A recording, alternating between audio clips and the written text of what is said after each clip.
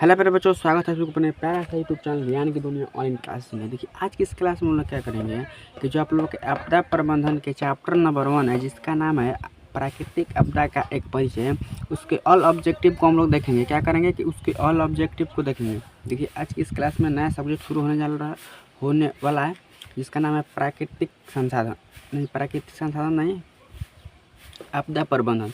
इसके all objective को देखेंगे, फिर अगले वीडियो में इसके सब्जेक्टिव को देखेंगे। देखिए प्राकृतिक संसाधन एक परिचय, इस चैप्टर से आपके बोर्ड एग्जाम में 2 से 3 ऑब्जेक्टिव हर एक वर्ष ही रहता है और सब्जेक्टिव तो 2 रहता है, और ये कन्फर्म है। तो इस पूरे क्लास को आप लोग बेहतरीन ढंग से देखिएगा। देखिए इसमें ज़्यादा ऑब्जेक्टिव नहीं है, केवल 20 से 22 ऑब्जेक्टिव है। एक छोटा सा ही क्लास होने वाला है, 20 से 22 ऑब्जेक्टिव है, एक छोटा सा ही क्लास होने वाला है। तो पूरे क्लास को बहुत ध्यान से देखिएगा। बेहद ही इम्पोर्टेंट ऑब्जेक्टिव को इसमें लिया गया है।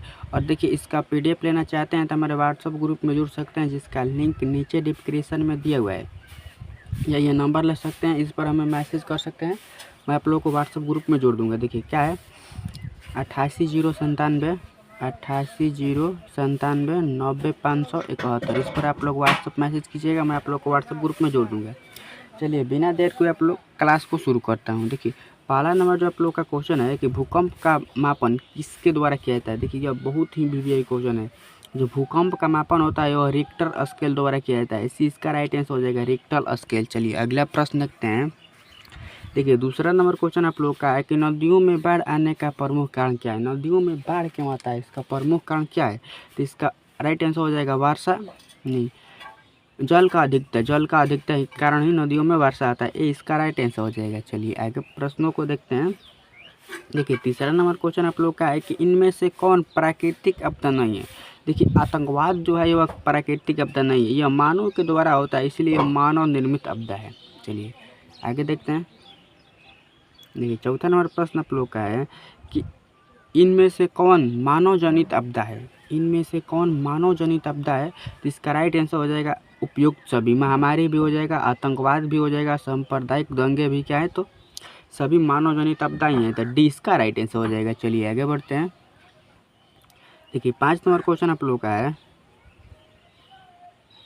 देखिए 5 नंबर क्वेश्चन आप लोग कि भोपाल गैस त्रासदी किस प्रकार का आपदा है। देखिए भोपाल में जो गैस त्रासदी हुआ था यह एक मानव जनित आपदा था। 20 का राइट आंसर हो जाएगा मानव जनित आपदा। चलिए आगे देखते हैं। आगे देखिए 6 नंबर क्वेश्चन है कि आपदा प्रबंधन किसे कहते हैं। देखिए आपदा प्रबंधन किसे कहते हैं, तो प्राकृतिक आपदाओं के दुष्परिणामों को कम करने के उपाय को ही हम लोग आपदा प्रबंधन कहते हैं। तो इसका राइट आंसर हो जाएगा। चलिए आगे बढ़ते हैं। देखिए 7 नंबर क्वेश्चन आप लोग का है कि इनमें से कौन मानव जनित आपदा नहीं है। मानव जनित आपदा नहीं है। देखिए इनमें से कौन मानव जनित आपदा नहीं है। ये सभी क्या है, तो मानव जनित आपदा है। इनमें से ऐसा कोई आपदा नहीं है जो मानव जनित नहीं है। तो इसका राइट आंसर हो जाएगा ऑप्शन नंबर डी, इनमें से कोई नहीं, ये सभी मानव जनित आपदा है। चलिए आगे बढ़ते हैं। 8 नंबर क्वेश्चन देखते हैं। देखिए 8 नंबर क्वेश्चन है कि सुनामी क्या है। सुनामी क्या है। देखिए सुनामी किसे कहते हैं, तो जो विनाशकारी समुद्री लहर को ही हम लोग सुनामी कहते हैं। विनाशकारी समुद्री लहर को हम लोग सुनामी कहते हैं। डी इसका राइट आंसर हो जाएगा। चलिए आगे बढ़ते हैं।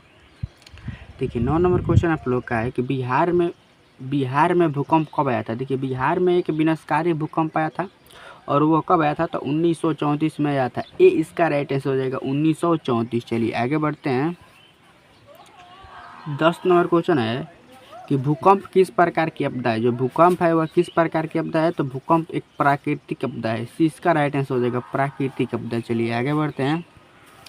अगला प्रश्न आप लोग का है कि महाराष्ट्र में भूकंप आने का प्रमुख कारण क्या है। देखिए महाराष्ट्र में भूकंप आने का प्रमुख कारण है कोयान बांध का निर्माण। कोयान बांध के निर्माण के कारण ही महाराष्ट्र में भूकंप आता है।